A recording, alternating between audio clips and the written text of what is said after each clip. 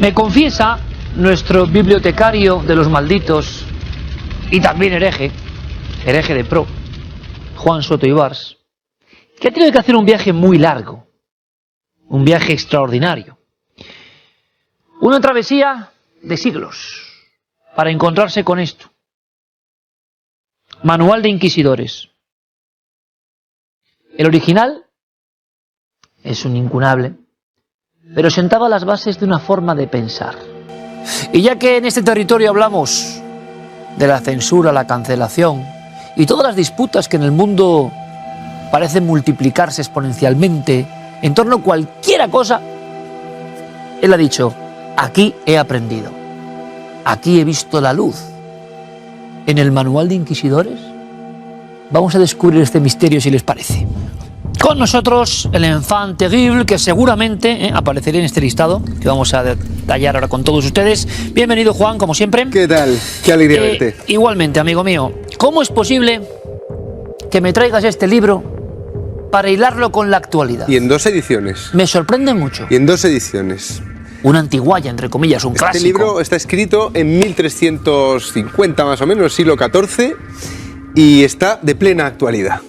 Está de plena actualidad. Sí, este libro es fundamental, te diría incluso, para comprender algunas cosas que pasan. ¿Tú te acuerdas cuando hicimos el libro aquel de los trans y luego tú te fuiste por Chueca? Sí, la famosa historia. Cortarte el pelo. Sí, no, al dentista. Al dentista. ¿Te acuerdas de que había una gran diferencia entre las cosas que se habían dicho en la prensa y Porque vaya si no se habían dicho, poco menos. Por eso. Nos ponían a mí en la picota. Claro, ¿y por qué? ¿Habíamos dado aquí un discurso de odio? No, ni de coña. Habíamos contado algo que hoy es un problema, lo habíamos contado hace un año. ¿No? Claro. Pero ¿quién reaccionó a eso y cómo reaccionó a eso? Siglo XIV. Aquí lo tienes. Que no, hombre, que no. Que sí, que te traigo un libro que es fundamental. No puede ser. Este libro lo escribió, está escrito en 2 partes. Primero, siglo XIV, Nicolau Emeric, en 1300 y pico. Claro. Inquisidor de Gerona, un tipo bastante poco dado así, como lo imaginaríamos. Sí. Y Francisco Peña, en Roma, en el Vaticano, 2 siglos después, coge el libro este que ya tiene 200 años y dice, esto es el mejor manual que se ha hecho nunca para perseguir herejes. Y es válido. Sí, y lo reeditan, ya es de Roma, y esto se convierte en el Manual de los Inquisidores. El Manual de los Inquisidores. ¿Y qué hay dentro de esto? Dentro de este libro hay aspectos técnicos del trabajo de los inquisidores, muchos consejos, pero también, querido, aquí está el espíritu del inquisidor. Aquí está, en blanco sobre negro, lo que mueve, el motor que mueve la mentalidad inquisidora. Y leyéndolo te das cuenta de que eso no ha cambiado. Permíteme una cosa antes, Juan. ¿Por qué tú, que tienes 20.000 cosas, actividades, tus escritos, tus columnas, tus programas, tus historias, de pronto me dices, Iker, me estoy leyendo el Manual del Inquisidor? Antes de que hablemos de él, ¿por qué te da a ti por ahí, por buscar ahí? Bueno. Porque crees que hay ahí mandanga, ¿no? Es decir, que ibas a encontrar raíces para entender lo que nos pasa 600 años después. Los libros que más permiten entender la actualidad siempre están escritos hace muchos años, porque los modelos se repiten. Eso que se dice de que hay que conocer la historia, etcétera, es cierto, pero sobre todo para comprender el presente.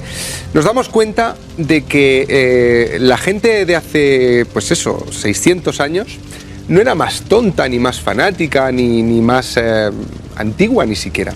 En su tiempo funcionaban como nosotros, tenían objetivos muy parecidos. Los resortes eran iguales. Claro, sabía mucho menos el hombre sobre la psicología que sabemos ahora. No había neurólogos, no se sabía muy bien muchas cosas, ¿no?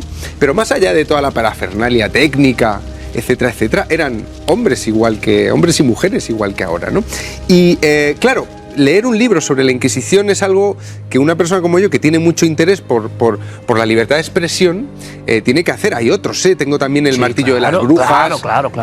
Yo también, míticos. Y los encuentras, claro, ¿qué encuentras aquí? Pero eso, ¿y qué te encontraste? ¿Te sorprendiste? Tú te das cuenta de que aquí uno de los grandes motores de las polémicas que traigo a esta sección y otras que tocas en Horizonte o de las que nos interesan, ¿no? Tienen que ver con personas que acusan a otras personas de terribles pecados que esas personas no han cometido. En los crímenes de la libertad de expresión casi siempre es igual. O sea, tú haces un matiz en algo y se te llama tránsfobo, machista, progre, rojo, lo que sea. Siempre el inquisidor elige el extremo que ante ese grupo resulta más infamante y te lo tira encima sin que tú puedas defenderte de él. Bien, esto se inventó en el siglo XIV. Y encontraste claves interesantes. Uy, sí encontré claves. Es que, claro, en un afán de servicio público casi podría utilizar este libro para aconsejar a los inquisidores de hoy cómo hacer bien su trabajo. ¡Oh, qué bueno! Oye, ¿nos queréis destruir? Claro, ¿nos queréis destruir? Ya que estáis... Id a las fuentes. Id a las fuentes. Id a las fuentes. Esto es butragueño, si juegas al fútbol. Este libro, ¿qué tiene? Primero, ¿qué entendía la Inquisición por hereje? Siglo XIV, luego siglo XVI. En el siglo XVI ya está el tema de los protestantes, ya tienen con Lutero unos problemas que antes no tenían, y están las guerras de religión. ¿Qué son los herejes? El hereje viene de la palabra error. El hereje, según dicen estos maestros de la Inquisición, es el que yerra, el que comete el error y persevera en él. Fíjate qué curioso que cuando se desata una de estas polémicas en las redes sociales, muchas veces el grupo de los inquisidores de turno acusa a alguien por haberse equivocado, por estar equivocado, por pensar mal, y convierten ese pensar mal en una suerte de pecado. No en vamos a discutir, pensamos de distintas maneras, tú ves el mundo así, no, eres un nazi. Hereje. Eres un hereje. La herejía, que es una cosa antiquísima, sigue presente en todas las conversaciones estas violentas en las que un grupo de puristas decide perseguir al hereje. Y aquí el bueno de Frau Emmerich nos dice cómo se puede identificar al hereje. Y te das cuenta de que hay muchas cosas en común. ¿Cómo se distingue hoy a un hereje? Por ejemplo, imagínate, para un grupo woke, pues lleva el fachaleco, alardea de los filetes que se come, escucha a Bertín Osborne, ¿no? Lleva pulserita de la bandera de España, yo qué sé, ¿no? Así. Y para los inquisidores del otro lado, claro, y para los inquisidores del otro lado, ¿qué? Pues lleva rastas, no sé, fuma tabaco de liar. En el siglo XIV también identificaban a los herejes por la forma en la que iban vestidos. Es una de las primeras cosas que el inquisidor, que se dedica a perseguirlos, a encontrarlos cuando están escondidos, le dice... Busca la señal. Busca, por el aspecto vas a reconocerlos muchas veces. En el XIV, siglo XIV. Siglo XIV. ¿Cómo más? Hablan distinto. Hablan distinto porque hay temas Buenísimo. en los que ellos quieren ocultar su herejía. Claro. Ellos quieren ocultarla porque saben que está mal vista, porque saben que los vamos a cazar. Pero hay ciertos renuncios en los que les puedes pillar. ¿No pasa esto continuamente en los debates hoy día? ¿Cuántas veces ante una polémica una persona no se quiere significar por no meterse en un lío y precisamente por no decir nada? Total, es que es Porque te así. tienes que significar. Más cosas. Significar siempre. Siempre. Y en los términos correctos. Claro. En los términos correctos. ¿Qué más nos dice el maestro inquisidor? El maestro Has inquisidor... gozado con este libro. Bueno, que esto es... Te veo. Cuando uno lee cosas de actualidad del siglo XIV, te veo. se emociona. Más cosas que nos dice el inquisidor. A ver. El inquisidor nos dice, y esto también te va a recordar mucho a nuestro tiempo, que para descubrir a un hereje hay varias formas. Primero, la pericia del inquisidor, que desde su paranoia va encontrando herejes, te puedes imaginar. En todos sitios. Hace poco hablábamos de gente que había encontrado el pecado en los emanems. Sí. Pues esto vendría a ser el celo excesivo de los inquisidores. Por el sirope. Se esconde en cualquier sitio, ¿no? Se esconde por ahí el demonio, ¿no? Y el Lutero. Pero también nos dice este inquisidor que lo importante no es probar la herejía. Lo importante es que se acuse la herejía. En este momento no se había inventado eso que ahora vuelve a estar en debate. Tenemos muchas mentes medievales en nuestros legisladores incluso, y parece que la presunción de inocencia sea una cosa sospechosa. Pues para los inquisidores era realmente anatema. Es maravilloso el capítulo que dedican aquí, y te va a recordar a procesos que hemos visto en la actualidad, como la acusación es lo que crea al culpable. Entonces dice: ¿y si en el interrogatorio el inquisidor no consigue demostrar que esa persona acusada por dos viles, porque ni siquiera hace falta que te acuse el rey, dos nadies, dos tuiteros, podríamos decir?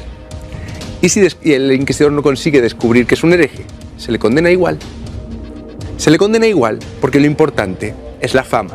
Y es lo que más me sorprendió de este libro y lo que más... Y dar ejemplo. Por supuesto, aterrorizar al personal. Aquí se habla abiertamente de que una de las razones de que la Inquisición trabaje es aterrorizar a la gente. Lo veían como algo bueno para tener controlada a la gente, ¿no? Pero es muy bonito pensar cómo hoy una simple acusación de alguien anónimo en las redes puede hundir una carrera. ¿Tú has contado casos de ese tipo? Claro. Que nadie se ha puesto a investigar qué había pasado. Fíjate que a veces no había pasado. Estamos en el siglo XIV con eso, porque aquí los inquisidores, claro, hay un capítulo fascinante que yo decía, bueno, cuando llegue ese capítulo veré la parte humana y bondadosa del inquisidor, porque es herejes, heregiarcas y suspectos de herejía. Y entonces en suspectos de herejía son los que simplemente están difamados. Quiere decir, un rumor en el pueblo.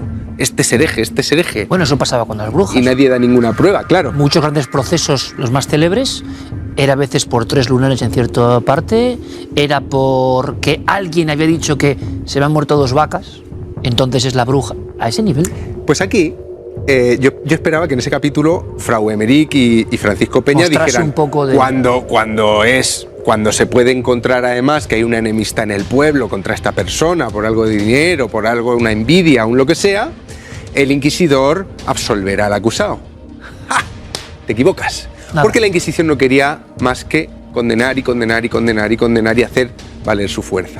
De manera que las acusaciones anónimas en las redes sociales, que destruyen una carrera y que a nadie parece importarle, por ejemplo, que luego en un tribunal esa persona sea absuelta. Porque el eco es 1000 veces menor a la acusación inicial y al tormento inicial. Claro, aquí aprendes que la herejía no la construye el culpable de herejía, el que está leyendo a Lutero escondido, sino la fama.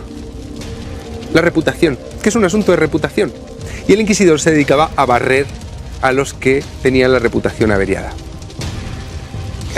¿Y cuál sería hoy el tribunal de la Inquisición? Ah, no, claro. Ahí tenemos una... Antes era una especie de... Sí, un tribunal, luego había... Bueno, había patíbulo, había quemadero, había de todo. ¿Qué símiles tendríamos hoy? ¿Cómo es la tortura hoy? Ajá, qué interesante, porque la tortura no la hemos mencionado, pero la tortura es una práctica defendida por el inquisidor, es decir, y sirve para sacar Claro, para sacar la confesión. Si la persona es inocente, tortúralo un poquito y ya verás, confiesa lo que... Vamos, baila sevillana si hace falta. ¿Cómo se tortura hoy? Hoy se tortura con la vergüenza, y la vergüenza también se utilizaba en los inquisidores. A los casos más leves se les ponía un gorro con unas orejas, la se opa. les hacía, claro, desfilaban desnudos por la iglesia, se les tiraban tomates, todas estas cosas. La opa, y eso era terrible. Claro. Había gente que prefería el martirio privado que recorrer todo el pueblo con la opa. De ahí viene la famosa historia en los escolares que se recuerda en el 19 de las orejas de asno, claro. Porque era avergonzarte para siempre a ti y a tu estirpe en un lugar pequeño. Hoy el único castigo es ese, porque hoy no, claro, no hay nada parecido a la Inquisición. Estamos haciendo un símil. Sí, el espíritu inquisidor está presente, pero no hay una Inquisición, claro. Sí, pero una tortura para alguien que tiene una carrera y que ve que todos se meten con él, bueno, ese es el tormento, ¿no? Claro, el avergonzamiento ha sido siempre una forma de sacar a personas de la comunidad. Al final el hereje es el sospechoso de estar entre nosotros pero no ser como nosotros. Y entonces pudrirnos por dentro, ¿no? Y se le acusa de eso, se le expulsa, se le avergüenza públicamente para que los demás herejes o posibles herejes no quieran correr su misma suerte. Esto en los debates hoy de opinión se hace continuamente. ¿Qué se hace cuando no estás de acuerdo con alguien? Se le ridiculiza, se le llama idiota. Y si mucha gente consigues que mucha gente te haga el coro al llamar idiota a esta persona, los que piensen como él se van a aterrorizar, no van a querer participar. Hoy la vergüenza, como en el siglo XIV, es una de las armas más poderosas. Y la vergüenza engendra el miedo. Podríamos decir, aquí la gente tenía un miedo mucho más razonable porque es que te prendían... Porque te van al potro de tortura. Claro, y es así. No vamos a relativizar aquello. Pero el miedo a la vergüenza, ¿cuánta gente hace callar? ¿Y a cuánta gente hace? No solo callar, sino no dejar de pensar. El miedo a pensar ciertas cosas porque a ver qué van a pensar de mí, ¿no? Bien, gracias al libro puedes ver cómo es una constante. Igual que en el siglo XIV había aventureros como los hay hoy, y a lo mejor un aventurero está en Silicon Valley o en el motocross, ¿no? Pero sigue habiendo un espíritu aventurero, y sigue habiendo un espíritu justiciero, y sigue habiendo un espíritu cobarde, y sigue habiendo un espíritu inquisidor. El espíritu inquisidor que hoy vemos tan exacerbado en redes sociales, en cacerías públicas, en la prensa muchas veces, que se comporta como un pequeño tribunal inquisidor de condena sumarísima e indiscutible. Porque da eco. Claro. A movidas. Es exactamente igual. Y otra cosa, antes de terminar. La fuente, la fuente. Uno de los métodos en los que, o de los motivos de herejía en los que más énfasis ponen Nicolau Emmerich y Francisco Peña en este manual, que fue el manual estándar de los inquisidores. Fue el bestseller de la época. El bestseller, tuvo muchísimas ediciones. Una de las cosas que más énfasis ponen es en que no es hereje solamente el que duda, el que está en el error, el que contradice alguno de los dogmas, sino el que les ayuda o les salva, de algún modo, les da cobijo cuando la Inquisición le persigue. ¿Qué pasa hoy? En los linchamientos digitales, por ejemplo, tenemos ahí al personaje que sea, al que le toque esta semana, a este famoso, a esta famosa, lo tenemos ahí, todo el mundo le atiza. La Inquisición se encargaba muy bien de que nadie se atreviera a defenderlos. Castigaba con la misma dureza. Él dice, Frau Emmerich, que tan suspecto de herejía es el detenido como aquellos que le quieren ayudar, porque si le quieren ayudar es que piensan igual. Los que dan cobertura, mal. Exactamente. Entonces lo que intentaban era, primero, aislarlo, dejarlo solo, castigando a todo aquel que se atreviera. ¿Y qué conseguían al final? Pues lo mismo que vemos hoy. Muchas veces ves que están atacando a una persona masivamente en la prensa, en las redes sociales sin ninguna razón, y ves que nadie le defiende. Pero en conversaciones privadas, mucha gente dice, no, se están pasando, esto es una locura. Sí, y públicamente, ¿por qué no habláis? Porque la Inquisición ha hecho su trabajo. ¡Guau! Maravilloso, Juan, y espectacular. Hay más, ¿eh? Esto sí. Podría... Podemos hacer una segunda entrega. No, y animo a la gente interesada en estas cosas que se lo compren, segunda mano es muy barato y van a alucinar. A partir de ahora menos barato, pero bueno, sí. Ah, bueno, claro, cada vez que tocamos un libro. Pero mira, un libro del siglo XIV, queridos amigos, no menosprecien la vieja biblioteca, nos da claves, como decía Juan, para saber cómo está el patio, e incluso si alguno de ustedes, que seguro que sí, quiere ser buen inquisidor, tiene que aprender de los maestros. Eran más tolerantes en alguna cosa. Impresionante, querido amigo. Hasta muy pronto. Nos vemos si no nos queman. Con estas auténticas lecciones, ¿de acuerdo? Un abrazo, gracias, querido. Juan, de verdad, un Hasta placer. Luego. Continuamos con más cosas en Cuarto Milenio y ya están aquí.